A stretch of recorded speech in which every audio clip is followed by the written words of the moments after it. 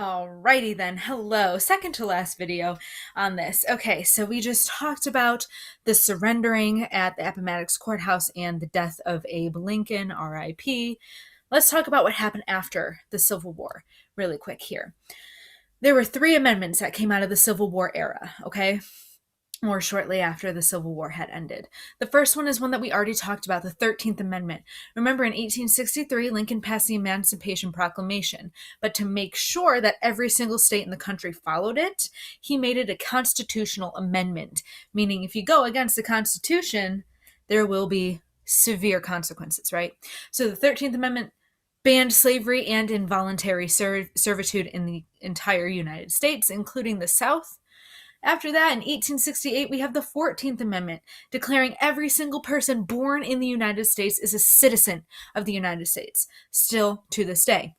Even if your parents are not citizens, if you are physically born here on U.S. soil, you're a citizen, okay?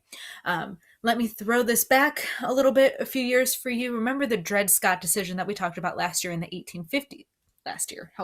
Last week we talked about this, and it happened in the 1850s, and Dred Scott was a slave and he tried suing for his freedom, but the Supreme Court ruled, in the worst Supreme Court decision in U.S. history, that you are not a citizen of the United States, you're not a real person, so therefore you don't have a right to sue in the court of law.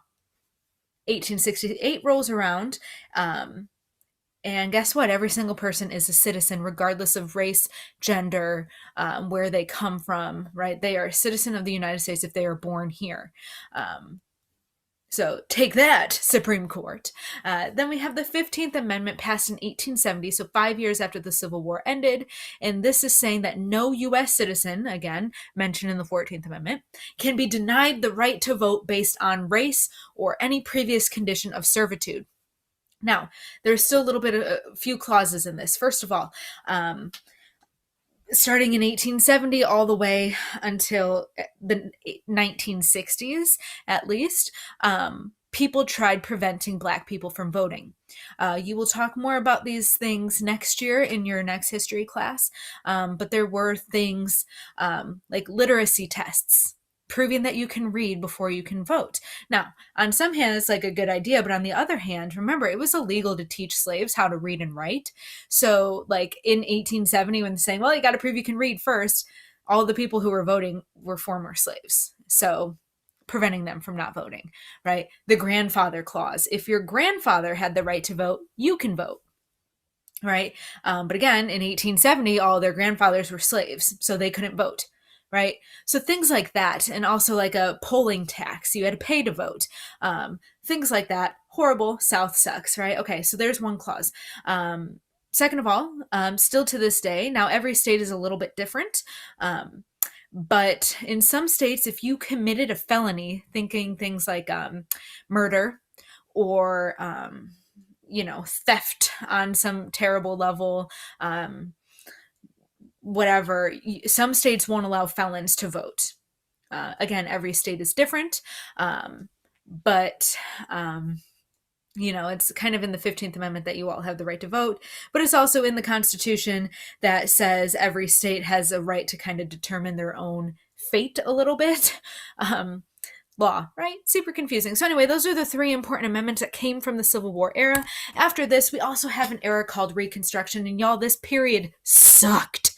I would argue that this is one of the worst eras in U.S. history. One of the worst, if not the worst.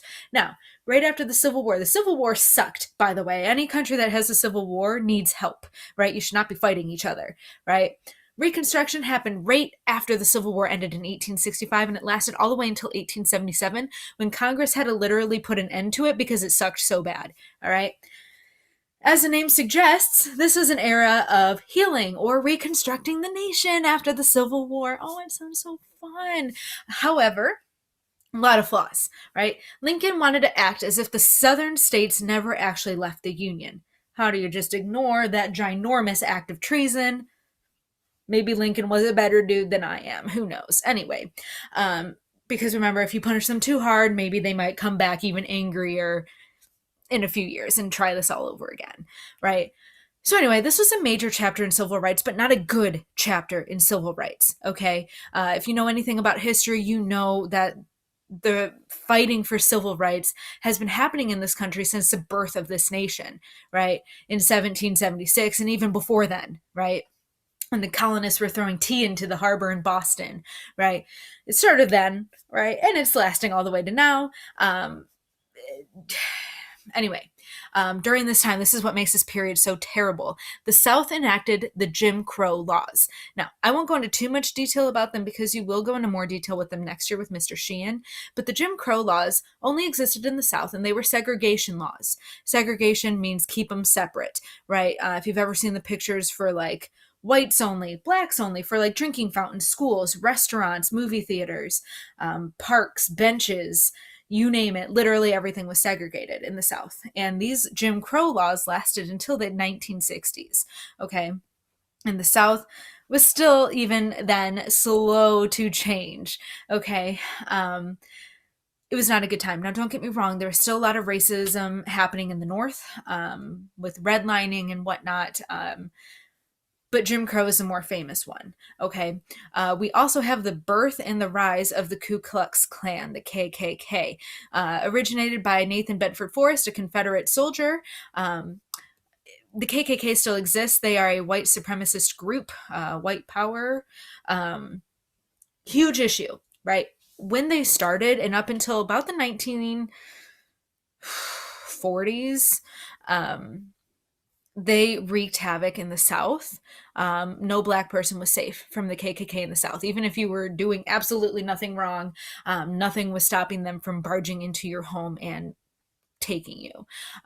They were notorious for lynching people. Lynching is when you hang somebody, and it wasn't ruled in the court of law to do so. So it's kind of like an illegal hanging. In the 1920s, even, most of Congress was controlled by the KKK. So, obviously, this is not good. This is terrible, right? Anybody who walks around and says white power sucks, right?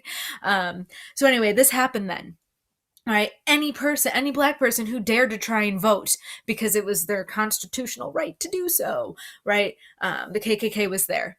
They were the people who also burned crosses, white sheets over the head. They were crazy, and you know what? They still exist, but they're not as prominent in society as they once were, thank goodness. Anyway, after that, we have the second industrial revolution taking place throughout the entire country, not just in the northern cities anymore. The second industrial revolution is a lot cooler and more interesting than the first one. This is where we get things like electricity, cars, plumbing, right? Things like that, more modern things that we know of. However, this is where they started exploiting workers as well, even worse than they already did.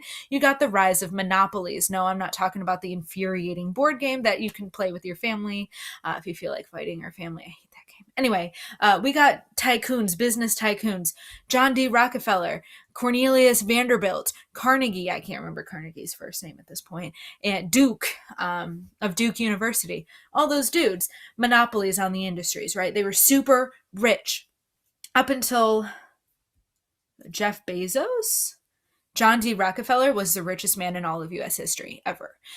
Even more rich than like Bill Gates or Steve Jobs. But again, I'm pretty sure Jeff Bezos is going to be the richest man alive ever in the history of ever forever. Anyway, that's the end of this video. Stay tuned for the last two slides. Thanks for listening to my rants.